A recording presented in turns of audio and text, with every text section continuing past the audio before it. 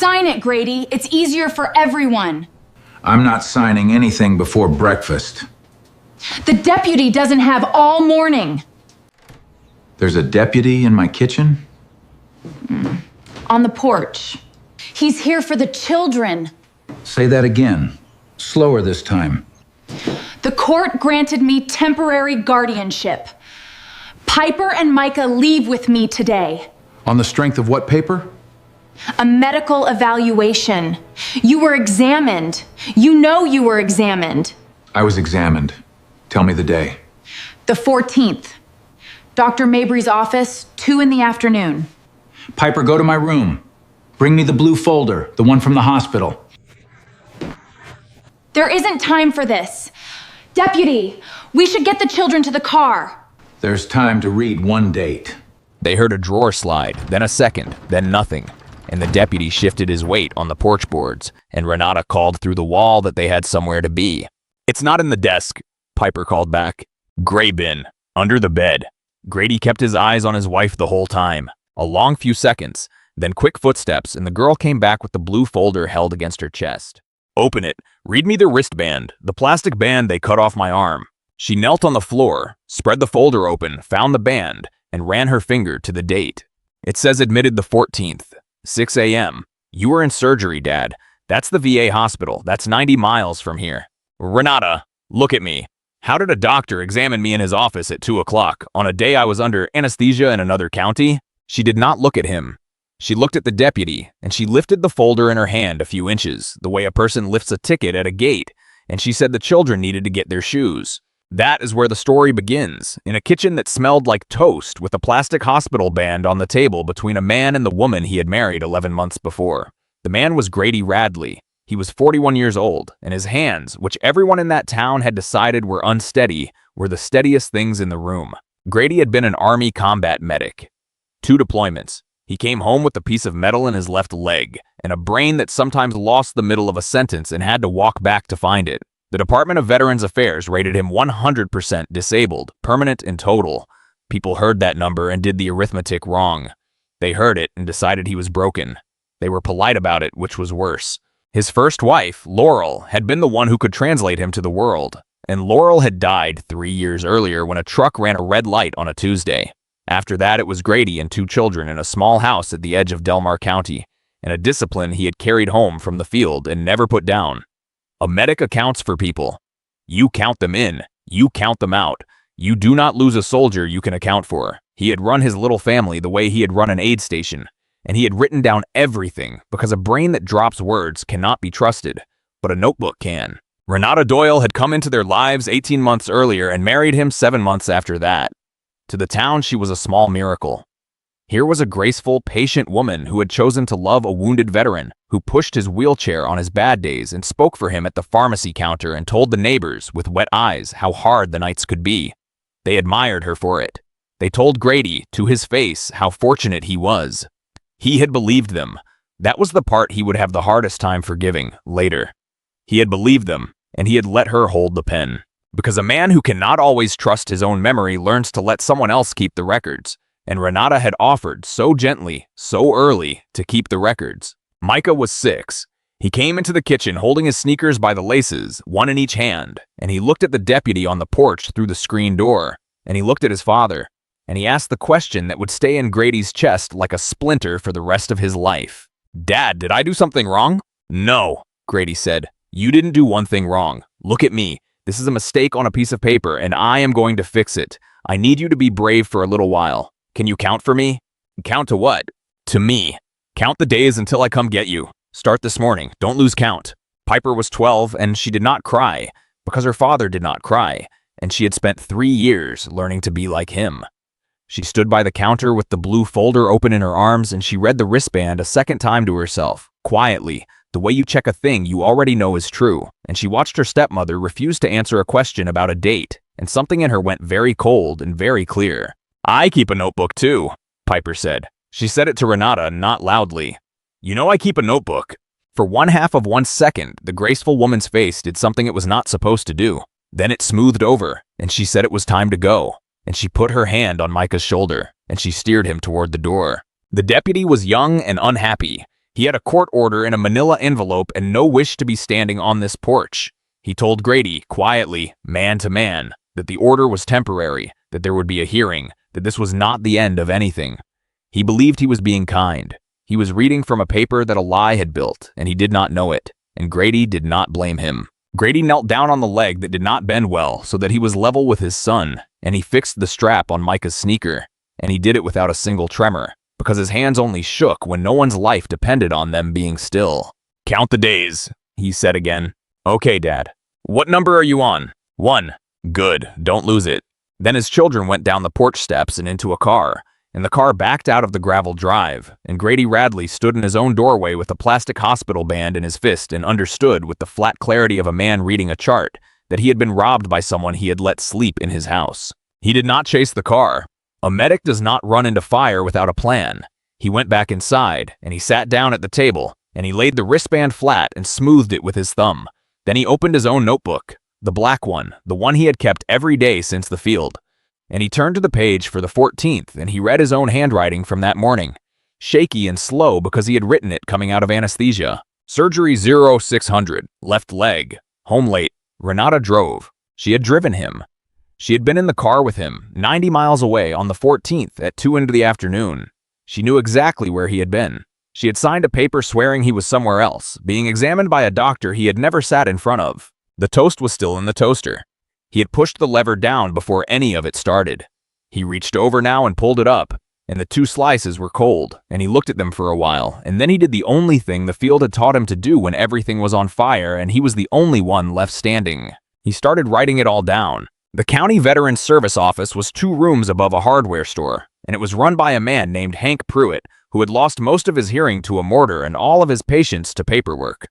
Hank had known Grady for years. He had helped him file his first claim, had sat with him through 3 appeals, and he was one of the few people in Delmar County who talked to Grady like a man and not like a diagnosis. Say the date part again, Hank said. The exam and the surgery. Same day, the 14th. The evaluation says Mabry examined me at 2. I've got a wristband and an operative report that say I was on a table in the VA hospital that afternoon. Then the evaluation is fraud. That's not a mistake, Grady. A wrong room number is a mistake. A whole examination that never happened is a felony. Hank rubbed his face. But that's not the part that's going to scare you. Sit down. I'm sitting. When did you last see your own bank statement? Your comp? Your check from the VA? When did you last hold it in your hands? Grady thought about it, and the thinking took a moment, and the moment told him something. She handles the accounts. She has since the winter. I sign where she points. Hank turned his monitor around. He had pulled up the VA's own records, the ones a service officer could see with a veteran's permission, and Grady read the line Hank was pointing at, and the floor of his stomach dropped away.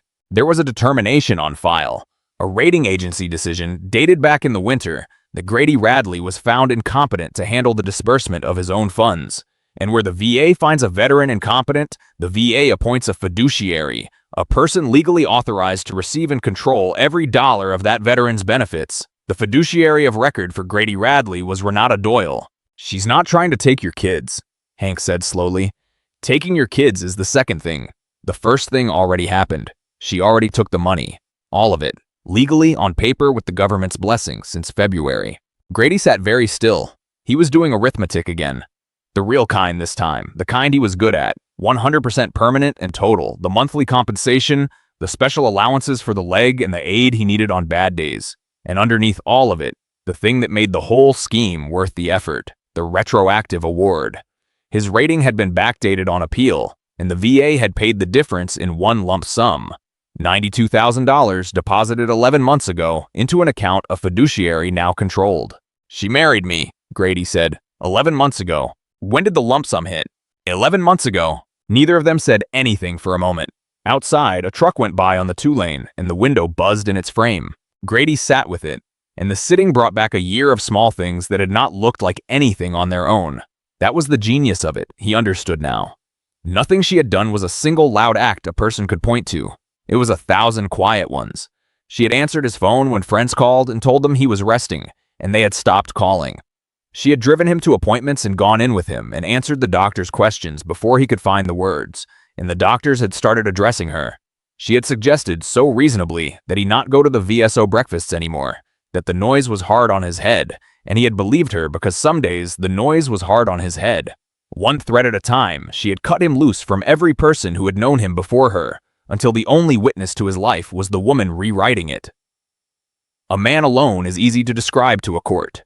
She had made him alone on purpose and called it love, and he had thanked her for it. "I need to be careful now," Grady said finally. "If I go over there yelling, I'm the unstable veteran making a scene. That's the story she's already sold. Every time I lose my temper, I sign her paperwork for her." "Now you're thinking like a medic," Hank said. "Triage. What's bleeding fastest?"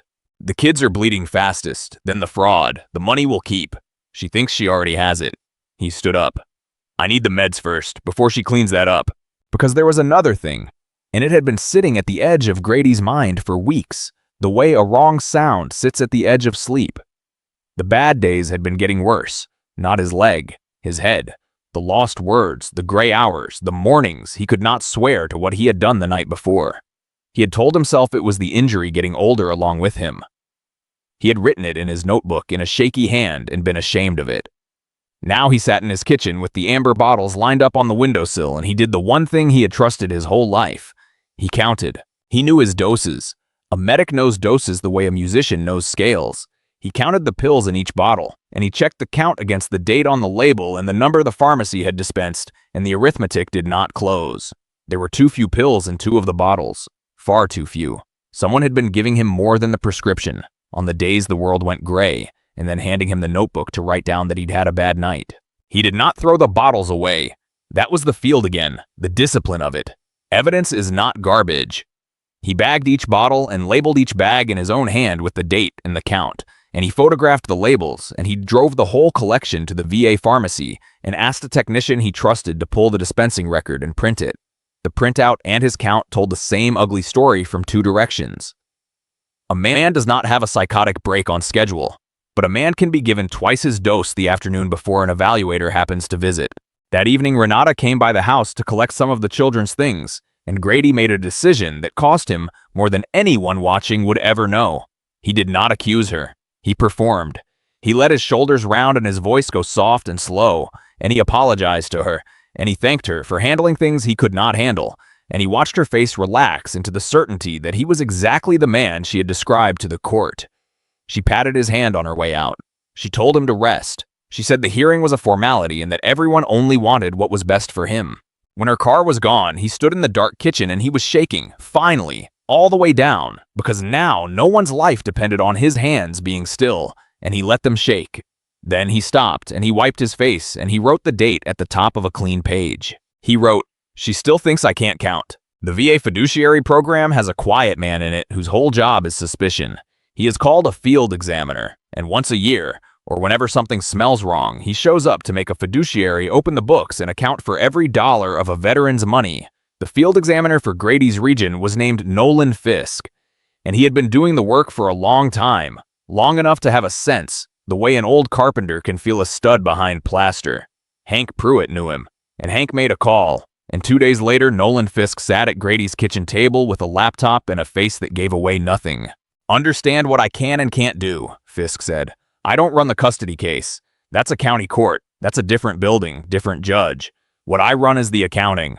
If Ms. Doyle is your appointed fiduciary, the law says she has to be able to show me where every cent of your benefits went. That's not a favor. That's the deal she signed when she took the appointment. How much can you make her show? All of it. That's the beauty of the thing people forget. A fiduciary isn't an owner. A fiduciary is a servant with a leash on. The tighter the control she took, the more she has to explain. She wanted the reins. The reins pull both ways. Fisk requested the annual accounting. It was his right to demand it, and Renata's obligation to produce it. And the request went out on federal letterhead in a way that could not be charmed or wept away at a pharmacy counter. Then Fisk did the other thing, the thing that turned a sad divorce-shaped story into something with teeth. He asked Grady a question that had nothing to do with Grady. "Before you," Fisk said. "Has she done this before? Women who do this, they don't start with you. You're not special. You're a pattern." Grady did not know, but Piper did. Because Piper Radley, 12 years old, was living inside the enemy's house now, and she had not stopped keeping her notebook. Her father had taught her the habit as a game when she was small, the medic's game. Write down what's true so you don't have to argue about it later. She wrote down what she saw in Renata's house the way her father had taught her. small and plain and dated. She wrote down that there was a locked drawer in the spare room. She wrote down that her stepmother took a phone call in the garage every Sunday night and used a name that was not any name Piper knew. She wrote down that there was a shoebox on the closet shelf with another man's papers in it, papers with a black border, the kind that comes when someone dies. She was not a spy. She was a frightened girl who trusted a discipline more than she trusted her fear. The house Renata kept was clean and quiet and wrong in a way Piper could not have explained to a teacher. Her stepmother was never cruel to her, which was somehow worse. She was pleasant and watchful, and she asked light questions at dinner that were not really light, whether Piper had talked to her father, what he had said, whether he seemed confused. Piper learned to give small true answers that told nothing, the way her father gave small true answers, and she learned to keep her notebook inside the lining of her backpack, and she learned to hear the difference between the house being empty and the house being quiet. On Sunday nights, her stepmother went out to the garage and took a phone call, and once Piper stood at the top of the basement stairs in the dark and heard her mother's replacement laugh, an easy laugh, a laugh with no worry in it at all, and use a man's name Piper did not know, and talk about a timeline and say the word Larkfield. Piper did not understand most of it.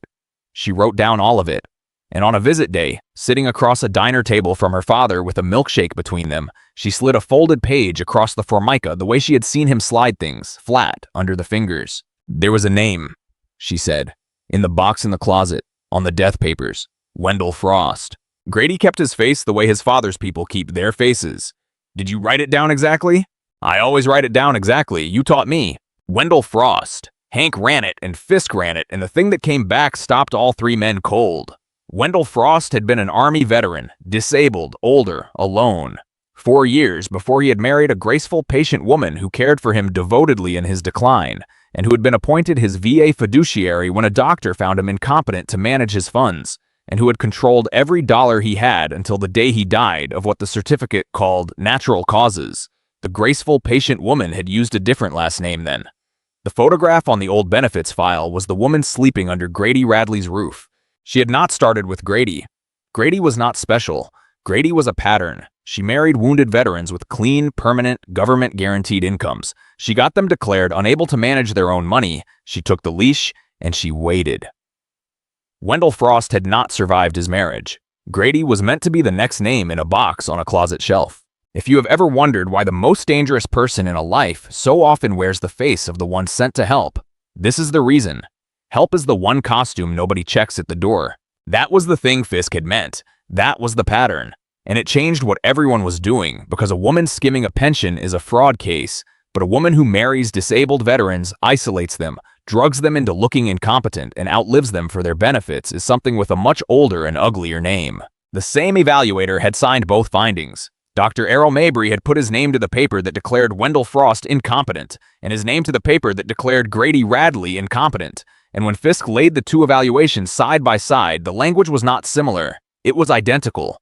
Whole paragraphs copied from one dying man to another with only the name changed. Mabry was not examining anyone. Mabry was a signature for sale, and he had signed Wendell Frost into a grave, and Grady Radley almost into the next one. If this has its hooks in you now, send it to the one person you would trust to keep count for you on the day you no longer can. I want to be careful about what we hope for, Fisk said, closing his laptop. She is very good. She has done this at least twice that we can see, which means she has learned every place these cases fall apart. She will have an answer for the money. She will have a story for the meds. She has had 11 months to make you look exactly like the man on that evaluation, and half this county already believes it. If we go in with a wristband and a bad feeling, she walks, and she does it again, and next time the veteran doesn't have a daughter who writes things down. Then we don't go in with a wristband and a feeling, Grady said. We go in with the books. Make her account for every dollar. She built the whole thing on being the one who keeps the records. Let's see her keep them. The plan was patient, which was the only way it could work, and patience is expensive when your children are sleeping in someone else's house. They would not tip her off. Fisk would let his accounting demand run its normal course so it looked like routine.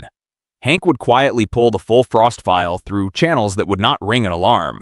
Grady would keep playing the soft, grateful, fading man, and he would keep his own body clean of her chemistry, taking his real doses and no more, so that by the hearing the fog would lift and the county could see him clear. And Piper would stop writing things down. That was Grady's one order to his daughter, delivered across the diner table in a voice with no give in it at all.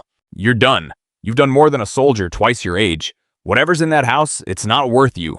You put the notebook away, you be a normal kid, you count the days, that's all. But I could get the... Piper, look at me. She has hurt people. I'm not spending one of them on a drawer. Put it away. That's not a request. She put it away. Mostly. There was a night in that waiting stretch that no one else ever knew about, and it was the worst night of the whole affair. Worse than the courtroom. Worse than the hospital. The chemistry was draining out of Grady slowly, and slow as its own cruelty. He woke at 3 in the morning and could not remember whether he had locked the door, and then could not remember driving home from the pharmacy that afternoon, and then a cold thought crawled up out of the old quaw of the dark and sat on his chest. What if she was right? What if the paper was right and the notebook was the lie? What if he was exactly the broken man they all described, and the whole story he had built about being wronged was just the last illusion of a mind coming apart? He sat on the edge of the bed in the dark and shook, and for the first time since the field he did not trust his own hands or his own head or the ground under his feet. So he did the thing he had taught his daughter, because it was the only floor he had left. He called Piper. It was against every rule, 3 in the morning, but she answered on the second ring the way children of soldiers answer, already awake, already ready. He asked her, and he was ashamed to ask it, whether he had seemed like himself the last time she saw him, whether he was making sense, whether the things he remembered had really happened. There was a pause, and then his 12-year-old read to him from her own notebook, quietly, so the other house would not hear. She read him the date and the time of their last visit, and what he had ordered at the diner, and the joke he had made, and the thing he had said about the leg, and the exact words he had used when he told her to put her notebook away. She read him his own life back to him in her small, steady voice, dated and specific and true, until the cold thing on his chest let go and he could breathe. "Mike, you're not confused, Dad," she said. "You're the least confused person I know. She just wants you to think you are." "How do you know?" "Because I write it down," Piper said. "You taught me. If it's written down, nobody gets to change it later, not even you." Grady sat in the dark with the phone against his ear and understood that his daughter had just saved him with the exact tool he had put in her hands when she was small, and he thanked her, and he told her to go to sleep, and he did not shake anymore. Renata was smart, and smart people feel the temperature change in a room before they can name it. The federal letter about the accounting landed on her kitchen table, routine on its face, and she read it twice, and she began to move faster. She had planned to let the custody case simmer, but now she filed a new petition, an urgent one, asking the court to approve placing Grady Radley in a residential care facility, a memory and stability unit at a place called Larkfield Care Center, on the grounds that he could no longer safely live alone. It was the last brick. A man examined once on paper can be re-examined and found well. A man committed to a locked unit, medicated by staff, documented daily as incapable, becomes incapable in the eyes of every court in the country. If she could get him inside those doors before Fisk's audit closed, the incapacity would be a fact instead of a lie, and a fact cannot be cross-examined. She came to the house herself to persuade him because she was good, and because she believed he was fog and gratitude now. She sat at his table and she was kind, and she told him Larkfield was beautiful, that he would have people around him, that the children could visit, that it was so hard for her to watch him struggle alone. She almost had a tone that a person could mistake for love. And Grady, who was clearer every day as her chemistry drained out of him, sat across from the woman who had put Wendell Frost in the ground, and he made himself nod slowly, and he made himself say he would think about it, and he did not let one muscle in his face tell her that he now knew her real name and the name of the man before him. It was the hardest performance of his life, and it nearly broke on a single thing. As she was leaving, Micah ran in from her car to hug his father's leg, and over the boy's head, Renata smiled at Grady. Warm and certain and proprietary, the smile of a woman looking at an asset. And Grady understood, in that smile, exactly how close it had come. How a man could be smiled at like that all the way to Larkfield and never once be believed when he said the smile was a knife. Then the danger stopped being a smile and became a body. 2 nights before the hearing, Grady went down anyway. He had been careful. He had counted his pills every single morning, and every morning the count came out right. And that was exactly the trap. Renata had learned she could not take pills out of the bottle anymore because she knew now that he counted them. So she had started putting different pills in. She still had a key she had never returned, and she was in the house twice a week on visitation, and somewhere in there she had emptied his real prescription and refilled the bottle to the exact number with a sedative pressed to look almost the same. He counted them. The count was right. He never once thought to doubt the one number that had never lied to him. He took his morning dose trusting his own arithmetic, and his own arithmetic had been turned against him, and by that evening he was down on the linoleum with his heart running like a broken engine. It was Piper, dropped off early for a visit, who found him. She did not panic. She had a father who had taught her that panic is the thing you do instead of the thing that helps. She called the ambulance. Her voice on the phone was so level the dispatcher asked twice if she was the one who needed help. She gave the address and the cross street and her father's age and the fact that he was breathing but wrong. And she stayed on the line and did not come apart because coming apart was a thing you did instead of the thing that helped. Then she did the other thing, the medic's daughter's thing, the thing that saved more than his life. She went to the windowsill and she took every amber bottle he had and she put them in a grocery bag, the whole line of them, and she wrote the time on the back of her hand in pen so she would not lose it. And when the paramedics came through the door, she held the bag out to them and told them, in a steady, 12-year-old voice, that she thought her dad had been given something, and here was everything he had taken that morning. One of the paramedics would say later that he had taken bagged evidence from grown adults with less composure. A toxicology screen at the hospital that night found a sedative in his blood at a level no prescription of his could explain. It should have been the thing that ended Renata. It nearly ended Grady first. He spent a day and a night with wires on his chest, and there was an hour the doctors did not like at all, and Piper sat in the hard chair in the hallway and counted because her father had told her to count and it was the only rope she had. But when he came back up out of it, clear-eyed in a hospital bed, the trap was no longer a plan. It was proof. The same hospital that had a wristband saying where he really was on the 14th now, had a blood test saying what was really being done to him. And Renata, who had moved fast to beat the audit, had left her fingerprints on the one place a graceful woman should never have gone. She had made him a patient in a building full of records, on the eve of a hearing about whether he could be trusted to know his own life. From the hospital bed, hoarse, an IV in the back of his hand, Grady gave Fisk and Hank and the county investigator the only briefing that mattered. "She'll be there Thursday," he said.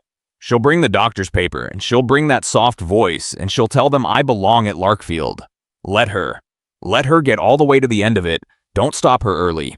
When she's standing there having sworn I can't manage my own affairs, that's when you open the books, not before." "You want to give her the whole rope," Fisk said. "She sold everyone a broken man," Grady said. "Thursday, I'd like them to meet the one who kept count." The hearing was held in a small county courtroom with bad light and a radiator that knocked, and it was fuller than a guardianship matter usually is, because word travels in a small place, and because a good number of the people in those benches had told Grady Radley to his face how lucky he was. They came, some of them, still believing it. They came to watch us a kind woman do a hard, sad duty for a man who could not care for himself. That is the part worth remembering. When Renata Doyle walked in, half that room was on her side. She had a lawyer, and the lawyer was smooth, and the case they laid out was, on its face, merciful. Here was a veteran, gravely injured, 100% disabled by the government's own hand, suffering from a brain injury and the kind of nights his devoted wife could barely speak of without her composure failing. Here was a man who could not manage his own money, so found by a physician. Here was a man who had collapsed in his own kitchen only 2 nights before. Proof, the lawyer said gently, of exactly how unsafe it was to leave him alone. And here was a woman asking only to keep him safe at Larkfield, where people could watch over him, and to keep his children in a stable home until he was well. She wept at the right moment. She was very good. Dr. Errol Mabry testified. He was comfortable on a stand, a man who had done this before, and he spoke about his examination of Mr. Radley and his professional conclusion that the patient lacked the capacity to manage his affairs.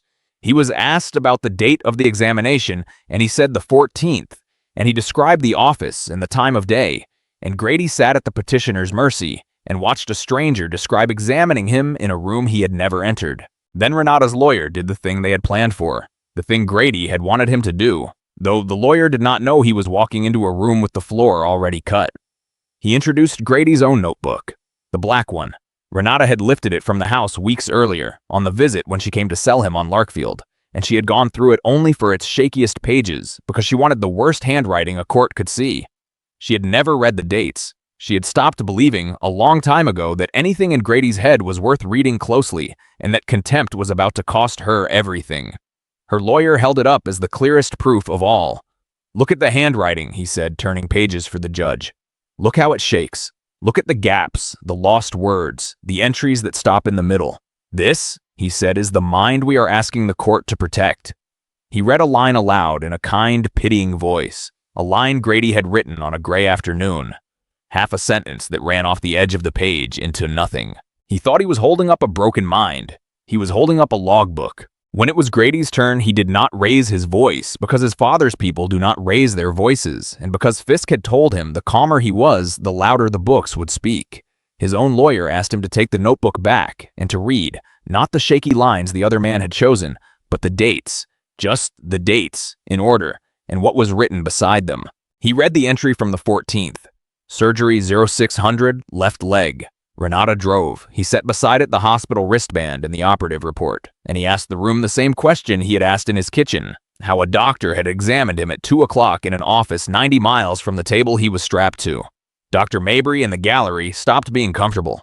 He read the entries from the gray weeks. He read the counts, his own counts, pills logged against a pharmacy printout that Fisk now handed up, the numbers that did not close, twice his dose on the afternoons before every one of Renata's little demonstrations of his decline. The notebook the other lawyer had called proof of a broken mind was in fact the most disciplined record in the building, a daily accounting kept by a man who did not trust his memory and so had never once relied on it. He had written down the truth every day precisely so that no one could ever stand up and rewrite it. And now, no one could. Then Nolan Fisk was called, and Fisk was the quiet end of it, the part with no tears in it at all. He was the federal field examiner, he explained, responsible for auditing the fiduciary. He had, as was his right, demanded a full accounting of Mr. Radley's benefits from the appointed fiduciary, Ms. Doyle. He held it up.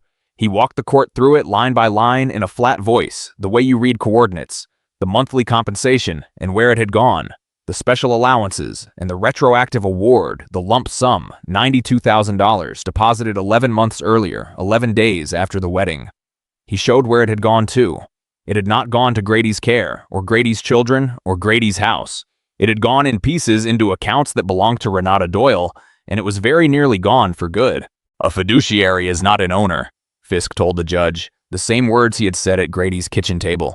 She is a servant of this man's interest, and the law requires her to prove every dollar served it. She cannot.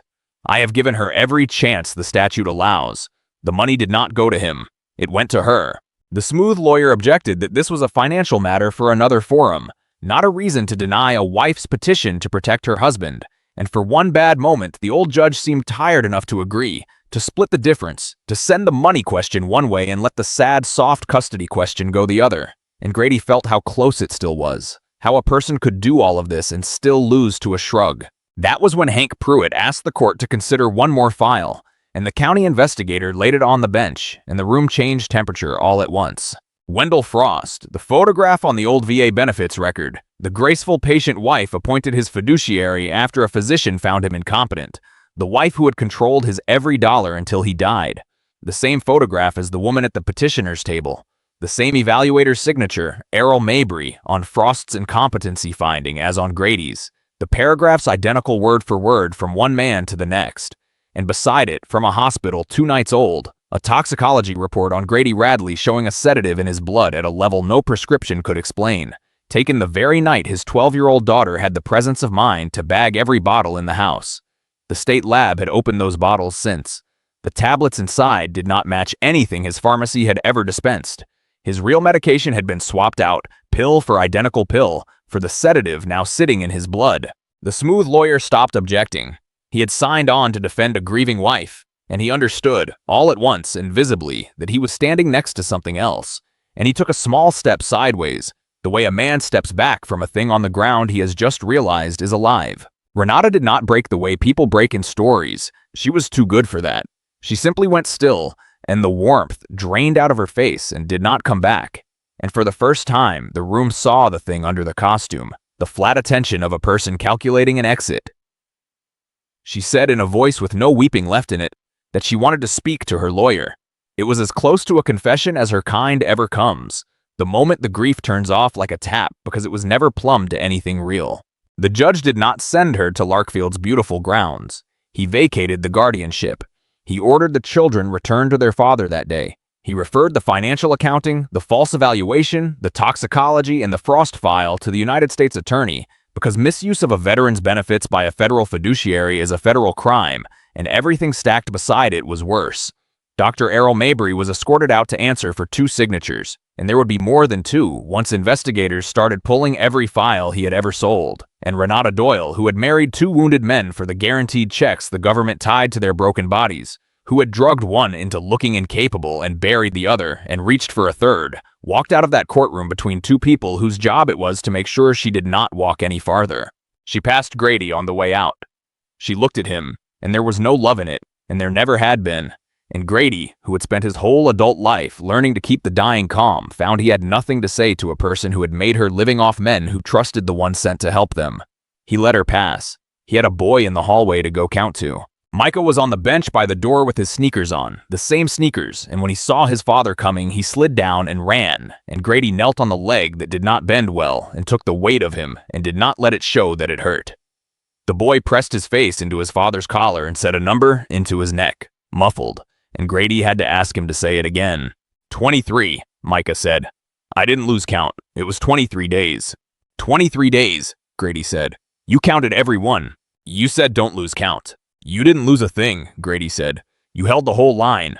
Piper stood a little apart, the way she did now, 12 going on something older, and Grady reached out an arm and brought her into it, and for a moment the 3 of them were just a knot of people in a bad-lit hallway, and the county filed past them, and more than one person who had told Grady how lucky he was could not quite meet his eyes on the way out. The money came back, most of it, clawed out of the accounts before it could disappear.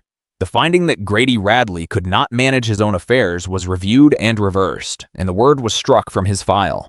It should not take a hearing to prove a man knows his own name. Sometimes it does. A few weeks later, the County Veterans Service Office held its small annual dinner, and Hank Pruitt stood up in his too loud voice and told the room what had nearly happened to one of their own, and what a girl with a notebook had done about it. Then the whole plain roomful of people stood for a wounded medic and gave him back the one thing the graceful woman had spent all those months trying to steal.